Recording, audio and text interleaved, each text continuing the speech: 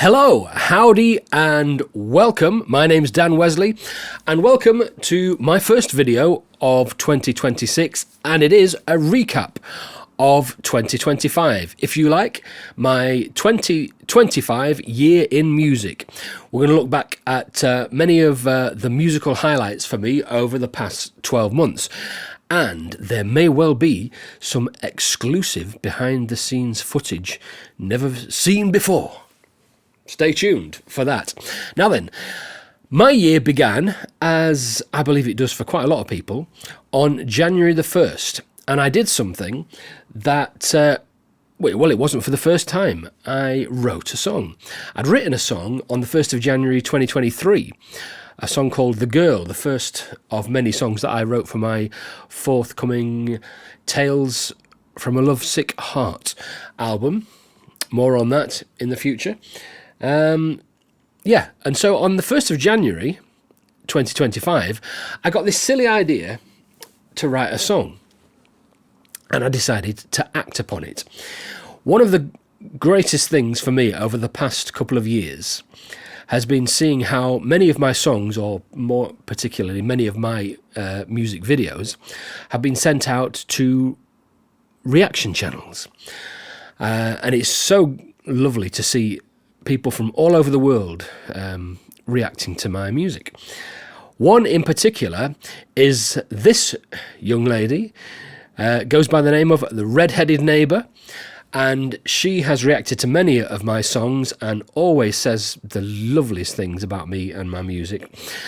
And on the 1st of January 2025, I just got this silly idea to write a song about her. So I got out my guitar, recorded a little video of me singing the song, put it out there. Perhaps not surprisingly, several people who are subscribers of mine, who are also subscribers of hers, sent her the song and said, "You must react to this." And I'm really pleased that they didn't actually tell her what it was about or who it was about. They just sent it to her, and she did her live reaction. And so the question I would ask you is, if you were to write a song about somebody, how would you want them to react? I think we might have the answer. Well, I love a girl who tells bad jokes. What?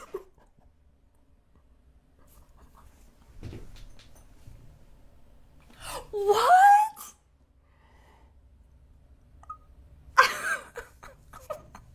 I did.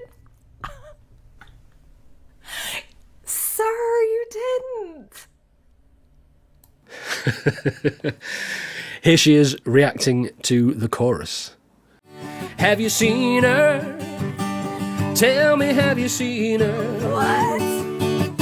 You would know it if you had. She has a way of making you glad that you've seen her. I believe they call her Dina. She's that little redhead ray of joy, everybody's favorite YouTube queen. Oh my gosh, what?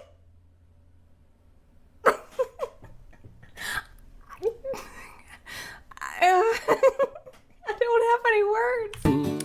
Do you know, you probably won't be surprised that that has ended up being my favourite video on YouTube. Redheaded Neighbor. I've put a link to her channel in the description down below if you want to check out her content, and I very much suggest you do. Some of you may remember at the end of the previous year I shared this image. That's a picture of me holding the 4 singles that I released during 2024. Well, during 2025, I released 3 singles. These ones. Only 3 this past year, mainly because I didn't do a Christmas one this year. Well, that all started in February when I released this one. I'm Not Going To, another song that I wrote for my Tales from a Lovesick Heart project. And I decided to make it a kind of a follow-up video to one I'd done a year previously. I don't know how many of you have seen the video for my song The Disruptor, but in that video, if you've seen it, you may remember I was doing some dad dancing and singing in my kitchen while cooking spaghetti bolognese. The obvious thing to do during the music video, I'm sure you'll agree. So for this song, I'm not going to. I thought, why don't I carry on that theme?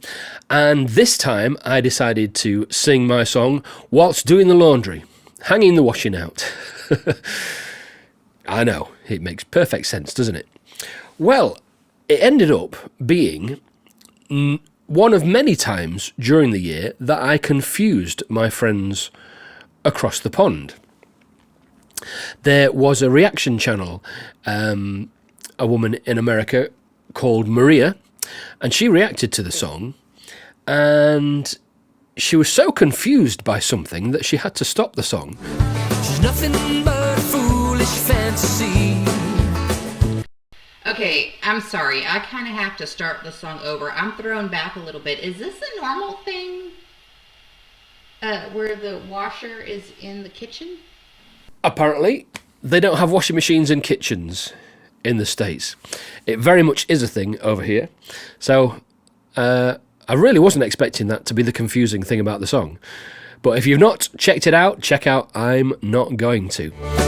If truly loving her like this is just a one-way street, well, that's the kind of street on which I'd like to spend my time. Like I say, I released it as a single, and I thought, let's see how it does on the European country charts. I very quickly knew that it was never going to challenge the top spot because of a legend by the name of Tony Christie. Now, those of you across the pond might not know that name, but he's a guy who had some really big hits in the early 70s over here. His biggest song was Is This the Way to Amarillo? I know, it was actually a cover of a Neil Sedaka song, but he had the big hit over here with it. And then it became a massive song again about 15, 20 years ago, and I don't know, I think it may well have gone to number one on the UK pop charts again. Anyway, it just so happened that in February, the very week that I released I'm Not Going To, my friend and I, David, more on him later in the video, went to see Tony Christie in concert. Here's a picture. Anyway, little did I know when we went to that concert that he had released, at the same time as me, a new version of Is This the Way to Amarillo, a slower country version. And yes, that one topped the chart. And I think I peaked at number 4 with I'm Not Going To, which was, very nice. We also met the legendary Bernie Clifton that night. Another name that I am assuming will mean nothing to those of you across the pond. You're going to have to Google it. He was without, what can I say? He was without his ostrich. That's all I'm going to say. Also in February, I decided to take myself out of my comfort zone and join a little songwriting workshop. It was held by the fabulous people at Talent is Timeless. I ended up being on this Zoom call for 5 hours one Saturday afternoon with about 16 of us. We were all given the challenge of writing a song there and then on the subject of shipwreck. Well, I did so, and you can see the result of that one. That's also on my channel. Nobody knowing that where they were going was a place at which they never would arrive. Hit Country with Dan Wesley on Carewaves Radio. Now, 2025 was a big year for my radio show because it was the 30th anniversary of the first time I started presenting Hit Country. And so that was a big celebration. And also during the year, I got to do some very fun interviews. I interviewed the very lovely Alex Miller, a rising star in country music, hails from Kentucky. That was a fun interview. I also interviewed this young lady. I'm trying to remember her name. I think is she one of the cheerleaders for the Minnesota Vikings or something. I can't remember. Anyway, of course, I'm talking about the lovely Tori Holub. We had a good chat. You can find that video also on my channel. And as part of the promotion on the radio for that interview, they created this lovely image of the two of us. Aren't they cute? Why am I showing you this? Well, because a couple of fans of ours, fans of both Tori and I suspect, over there in California, got their heads together and decided to send us both a present.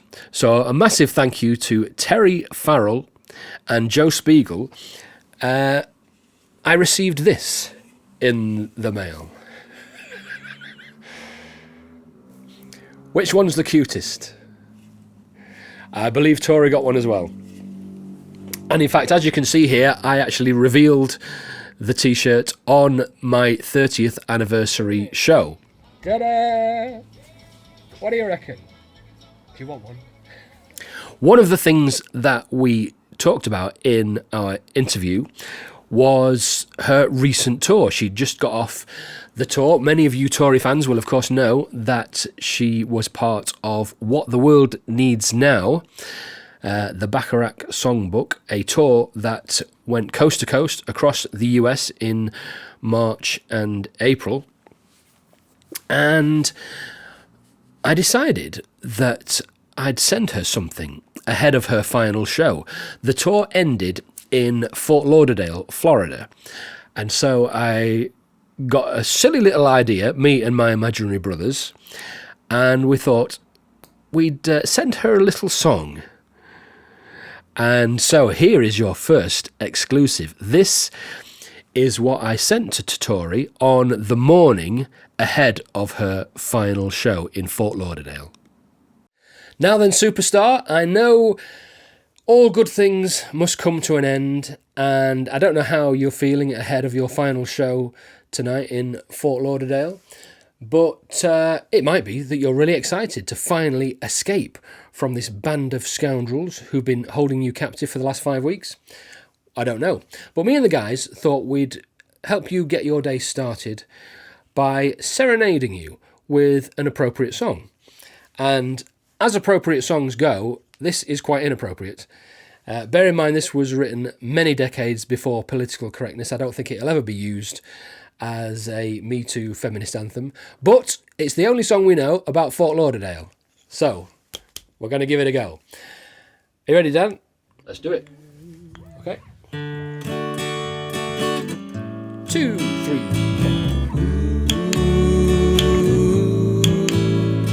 4. Girls on the beaches commit a sin if they don't show yards and yards of skin. Preceding message to you has been through the courtesy of the Fort Lauderdale Chamber of Commerce. Maybe you're yearning for tennis courts. Maybe romancing is in your thoughts. Enjoy all outdoor and indoor sports through the courtesy of the Fort Lauderdale Chamber of Commerce. Any male in Fort Lauderdale who is not pursuing a cute female will automatically land in jail. That's the law in Fort Lauderdale.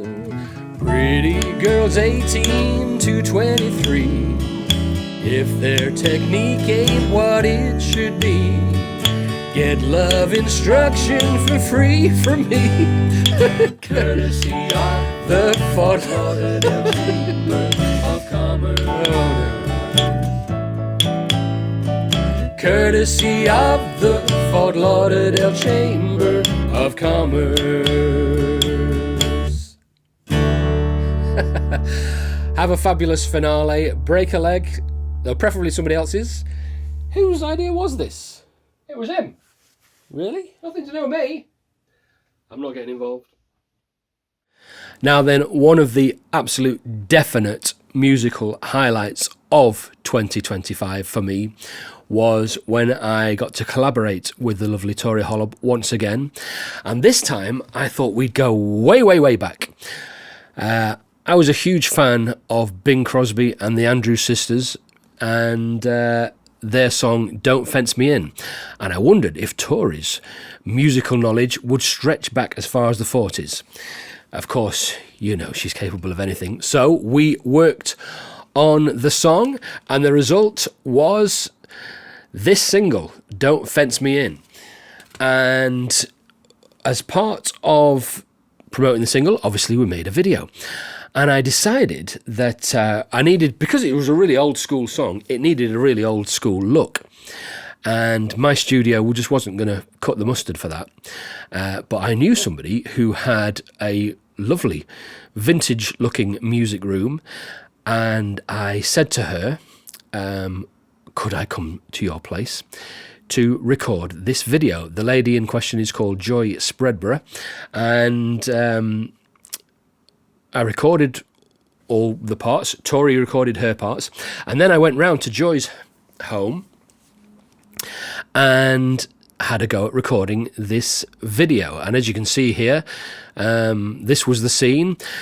And it was actually quite a back-breaking afternoon because that piano was in a different part of the room, but I wanted it underneath that magic mirror.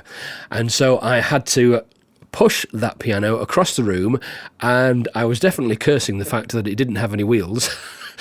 So I got quite a workout that afternoon, but the results were, well, more than I could have imagined.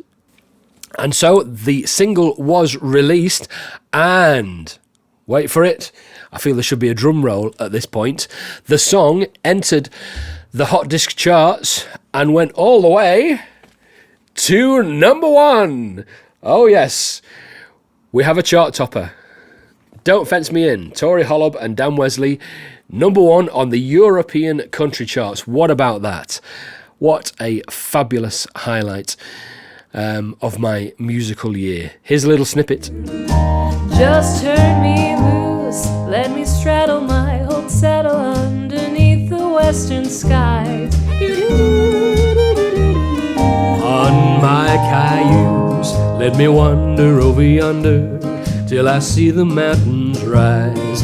Ba ba ba ba ba. And of course, I had to celebrate by breaking open the champagne. There's going to be some celebrating tonight. Why? Well, because... What can I say? Hopefully there'll be more like that to come. Oh, and one final thing while we're talking about Tori is that not only did I collaborate with her this year, but I also decided to write a song about her. It's not just the Redheaded Neighbor who got a song this year. Tori did as well. And so I wrote the song, Yesteryear Once More. And the idea behind the song was basically about the reaction I first got to hearing Tori's voice. And the fact that so many of my favourite singers, my favourite voices down the year are either no longer with us or we're no longer hearing that type of music anymore. We're no longer hearing that type of voice anymore. And I was kind of, feeling nostalgic for something that has possibly come and gone. And then I heard Tori and thought, it's Yesteryear Once More. Check out that video if you've not seen it. A proper nostalgic song. But the world has turned grey 'cause the song no longer plays. The voices that could sing it have all gone away. And of course, in the second verse of the song, I do reference many of those great voices from back in the day that I miss. You'll get to see some of them in there. Honestly love you, dream a little dream of me. So please check out Yesteryear Once More. You will, like most of the stuff I'm talking about, find it on my channel. But it's yesteryear once more. The song has been reborn, A new voice that can sing it has finally come along. It has been another great year for me in the studio. As many of you may know, I run a recording studio by the name of Twangmeister Studios, and what you see here is actually the third location for Twangmeister Studios, because yes, towards the end of the year, I moved house, and so the studio, as well as my life, has had to relocate. I'll put out some footage of the move, but yeah, and if you remember those videos of me in the kitchen in the Disruptor, and I'm not going to, well, there will be no more in that location because I don't live there anymore. More on that story later. But it's been a great year in the studio in terms of the many fabulous and extremely varied projects that I have worked on for all kinds of clients. I want to single one of those clients out, though, for special mention in this video. And it's almost odd for me to actually describe this guy as a client these days because he has become a really, really great friend. And I'm talking about the Kiwi, David Broadley. And we've done some fabulous stuff this year, not just in terms of recording music, but making music videos as well. For example, we did this one. This was a collaboration between David and the fabulous Jenny Beck. You may have seen me collaborate with Jenny Beck before. She's in Sweden, and so she collaborated from Stockholm for this particular project. And then, of course, we did this one, which was David wanted to do a video celebrating his love for his wife and his family, and he sang the Alan Jackson song Remember When. So a great fun producing that, both music and video. And then one of the songs that he wrote is a song called Dancing on the Floor, and this was great. Another highlight of the year. We got to spend the afternoon at the Casablanca Club here in Grimsby, shooting this music video, which was also a great deal of fun. I got to wear many hats, as is often the case in this particular one. And in the summer, his son came over. His son, who lives in Australia, came over for a month, and we took advantage of that by recording a couple of things with Corey. We did Elvira. Remember that one? A country classic from the early 80s. Giddy up, boom, pop, boom, pop, mow, mow. Giddy up, boom, pop, mow, mow. And also an Elvis gospel classic. I will never walk alone. He holds my hand. He holds my hand. It may be that you've not seen some of these videos because they're not on my channel. Check out David Broadley on YouTube also. The third single I released this past year was this one, the Pork Pie Song. It's another song that I wrote for my forthcoming Tales from a Lovesick Heart project. And I wrote the song. I wanted to write a song about a perfect first date. In my imagination, how would I like my first date to go?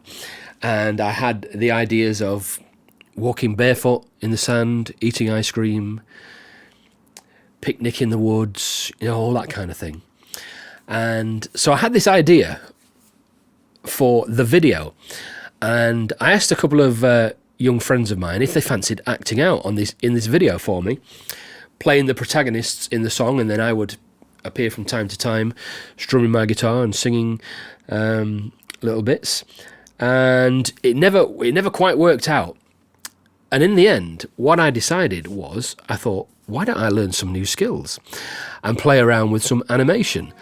And I can't tell you how much fun I had producing this video. But I hope you like those cute little characters in there. They may well pop up again in future projects. Who knows? So yeah, check out the Pork Pie Song if you haven't. And we seem to cause confusion once again with you American folks, because it seems that you don't know what a pork pie is. Outrageous. And so what I decided to do was I'd make a video explaining what a pork pie is. And I did. And I recorded that a couple of months ago, and I just realised I still haven't released it. So I'll probably put that one out next week. What do you reckon? But if you've not checked out the cute animated video for the pork pie song, please do.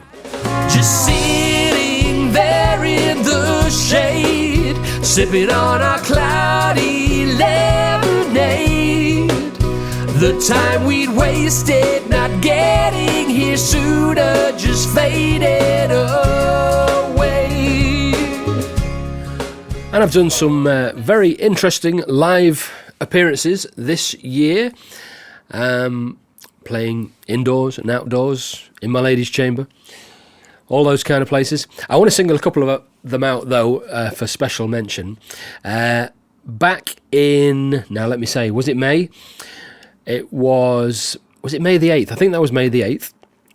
It was the 80th anniversary of VE Day, which was Victory in Europe, the day the World War II ended over here in Europe. And for the 80th anniversary, I was invited to go along to a special party and sing lots of the old 1940s wartime songs, and I absolutely loved that. I'm very happy to do that kind of thing. When the lights go on again, all over the world. But definitely the highlight in terms of live performances this year was when I got to perform on stage with Live Issue. I was actually running sound for them for their concert, and they asked me if I'd get up and do a couple of songs with them at one point, and so we sang a couple of Elvis gospel classics on that particular show. Needing a friend to help me in the end. Why don't you tell me where could I go but to the Lord?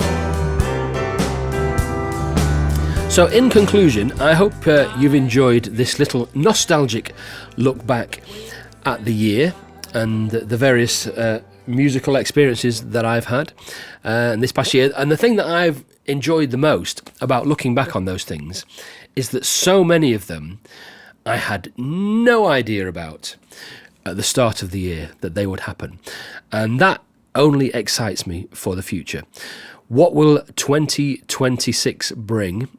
There are several irons in the fire, which I look forward to sharing with you. But there will also be lots of things that I so far have no idea about. So here's to another great year of making music, and I hope you will continue to join me on this journey.